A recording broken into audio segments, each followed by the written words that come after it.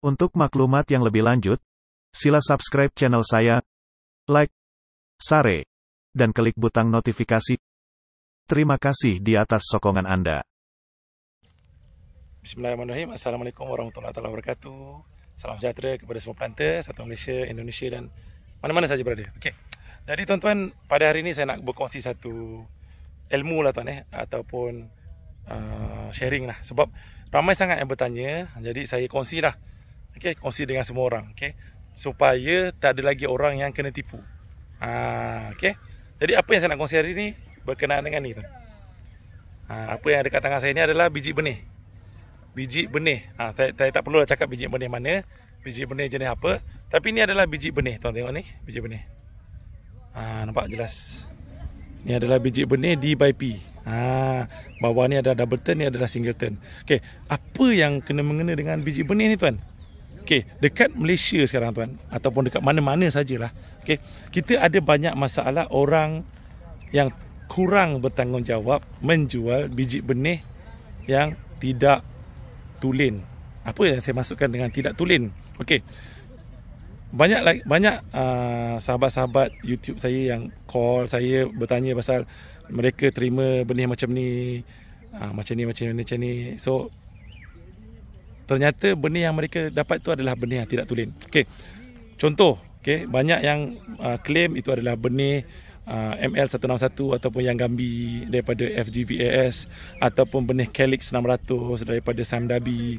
Ada juga yang mengaku itu adalah benih GH500 ataupun benih AAR. Tapi tuan tahu tak apa keperluan untuk seseorang individu ataupun syarikat itu nak boleh order biji benih? Okey. Pertama, tuan boleh rujuk dengan MPOB. Okey. Tuan perlu ada lesen tapak semaian. Itu adalah requirement yang pertama jika tuan nak membeli biji benih. Tuan boleh rujuk siapa-siapa. Even tuan boleh rujuk dengan siapa-siapa yang menjual tu. Tuan tanya dia dulu, tuan, perlu tak saya bagi lesen? Saya tak ada lesen tuan, boleh tak saya beli? Bila dia cakap, oh tuan, memang saya perlukan lesen tuan, maksudnya ada kebarangkalian dia menjual benih yang tulen. Tapi kalau telefon je, dia tak tanya pun pasal lesen, dia terus tanya, tuan boleh tak deposit, boleh tak bayar wang cagaran ke apa benda, itu sah-sah menipu tuan. Okey. Requirement pertama yang mereka perlu, seed producer perlu adalah lesen tapak semaian ataupun lesen untuk menerima dan menanam biji benih yang mereka supply.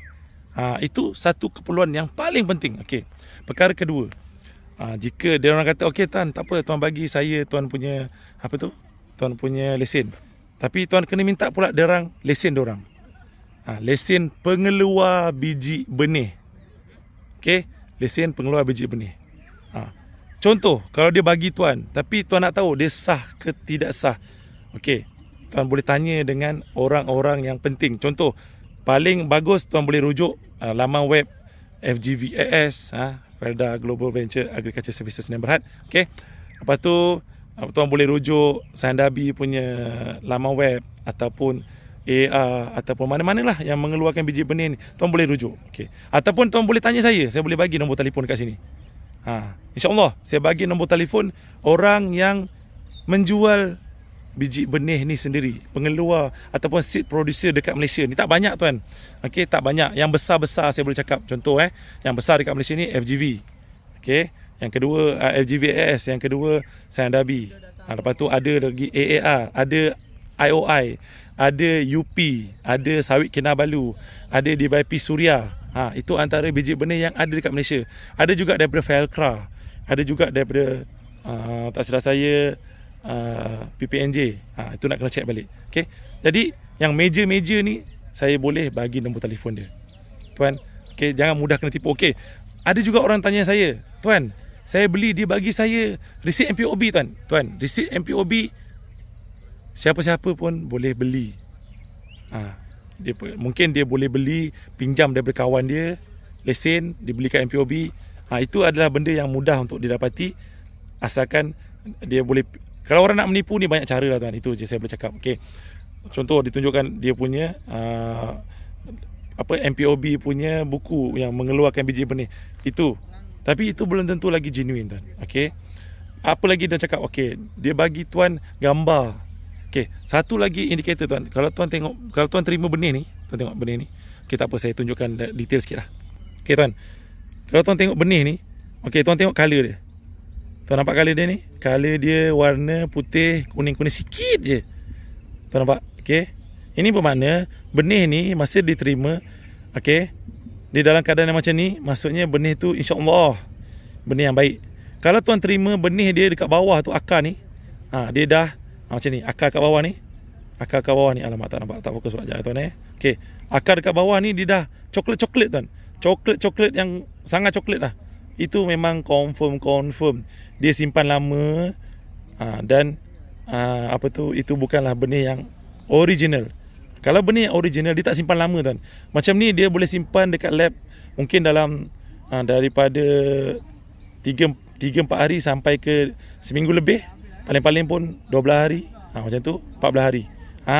Tuan tengok kriteria ni pun tuan dah tahu. Okey.